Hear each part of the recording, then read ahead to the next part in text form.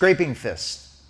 This is like a low uppercut. So one of the advantages of this punch, if you say we're coming in low with a straight punch, somebody can intercept that easier from their arm being up in a guard position. So the block comes down, connects a little quicker with it. When you throw a scraping fist, it drops the elbow and the angle comes in from low instead of from high. It's a really good way to sneak in some shots. We talk about changing levels, varying targets. So if you're attacking high, often you can open doors to the liver, the stomach, the solar plexus, or the bladder. If you hit somebody in the liver, they could go toxic, you can knock them out, same with the stomach target. So it's a great punch, and you have the potential to really end the fight right then and there.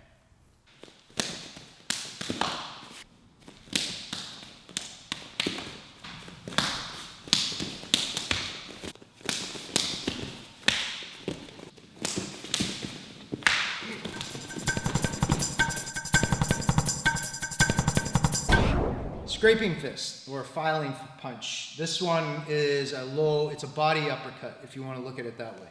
So the shot dips the elbow down, palm up, thumb pointing in the outward direction, even though we don't point our thumbs like this. Your shot, you have these straight punches to the body here, but then you have this curl. So you can cut in under the guard with this punch, and that's what's nice about it. It's a lot harder. If I show you the straight punch to his body, he's connecting early with this lower block. If I come in, and I come in with that angle right here with that scraping fist, this takes longer to connect, and it makes the punch a lot easier to get in. So you're aiming mostly for the bladder, the solar plexus, the liver, and if we were on the other side, the stomach. If you look at ways that you throw it, offensively, I'm changing levels, so it's a good alternative to throwing high punches. We talked earlier about him being taller, so these high shots are great to get him distracted and then throwing those low shots in the mix. So I don't plan on the upper shots actually connecting. I'm looking for that low shot to get in. And you can practice it off of 3 punches.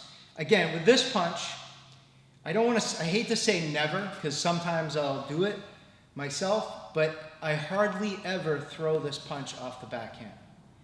It is a big liability, so you gotta be very careful with this. And definitely never throw it off of a second punch, 1 or 2. If you're here and you throw this first, I'll take that trade. If I were in his shoes, I'd take that trade any day of the week. That's not a good trade in my position. So throwing here first, or even 1 and then 2, he's waiting to snap this out as a counter. So this is a bad call right here. Don't block. Just punch. Yep. Bad position. If I throw on 4,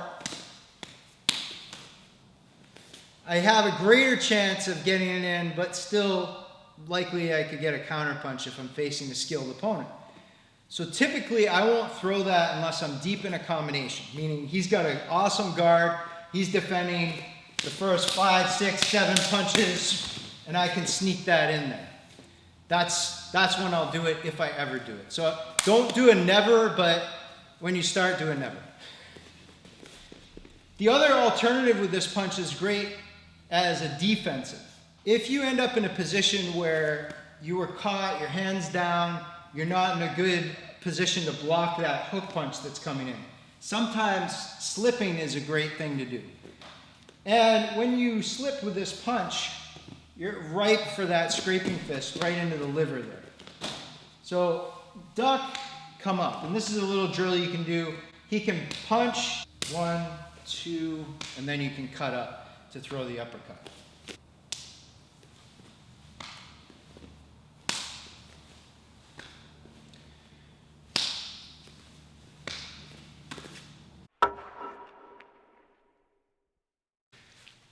Here's a pad drill we can do the scraping fist. So when you start, the person holding the pad, you want to have an angle to it so he can cut up underneath instead of being flat like this. Flat surface, no good. And definitely not flat up, down. So have that angle. I like to hold them out like little, like your wings. Just open up. Give the person a chance to get a good bite on the pad. And with this one, you don't want to be over here, way off to the side. So you want to come in and give them a little bit of an angle, just like you were doing with the hook punch, but not quite in the center line. Once you have the basics down, then start adding a combination.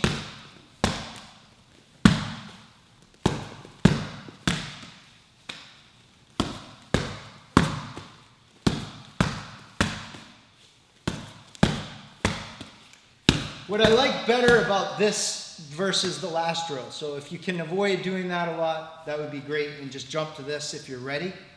Because what this does is it commits you to training just that punch just off the front hand. And you'd be surprised, just standing here doing pad drills with that backhand going like this, you do have a chance of it coming out when you're sparring. So this gives you that opening on the lead, and then when you want to change, you can switch to the other side and work your other hand.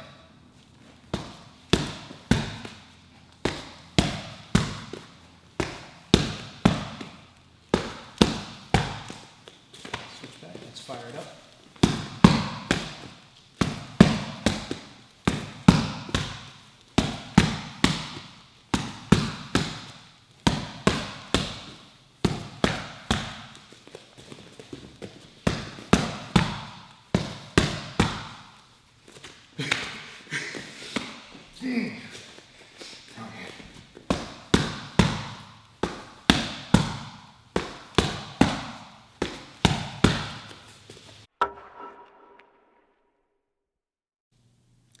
Again, if you're solo, heavy bag, perfect for working the scraping fist.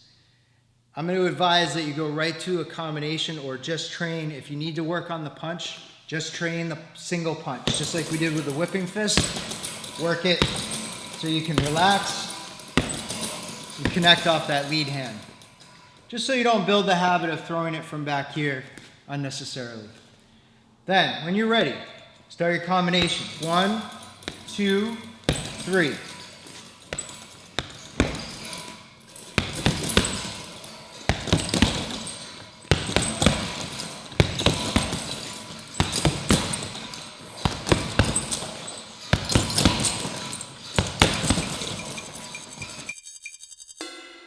And there we have the scraping fist, another strike that we can use for those low doors.